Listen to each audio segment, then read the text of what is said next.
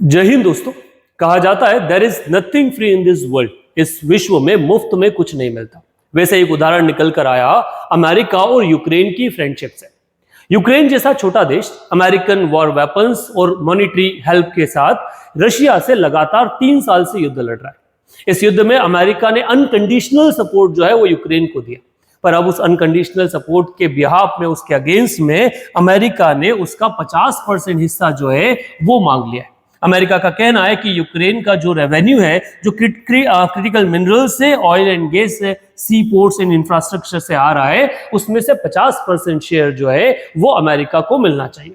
Trump administration का कहना है कि इसलिए क्योंकि over the period of time billions of dollar जो है वो अमेरिकन टैक्स पेयर्स के यूक्रेन में लगे हैं और अब समय आ गया है उसके रिकाउपिंग का। डोनाल्ड ट्रंप के आने के बाद ट्रंप लगातार इस कोशिश में लगे हैं कि पुतिन के साथ बात करके इस युद्ध को खत्म कर दे। ट्रंप का कहना है कि आफ्टर ऑल रशिया और यूक्रेन एक डील में आ जाएंगे, एक पैक्ट में आ जाएंगे। अमेरिका को क्या मिलेगा? तो अमेरिका उसमें क्या चाहता है? अपना शेयर जो है वो चाहता है। रिकंस्ट्रक्शन ऑफ यूक्रेन के नाम से एक फोल्डर जो है वो जेलेंस्की को लास्ट वीक मिला, जिसके बाद कीव पूरा एक सदमे में है, एक टेंशन में है। कॉन्फिडेंशियल एंड प्रिविलेज्ड नाम से एक डॉक्यूमेंट जिसमें 50% स्टेक जो है वो इस वॉर टर्न नेशन की इकोनॉमिक एक्टिविटी का जो वो मांगा गया।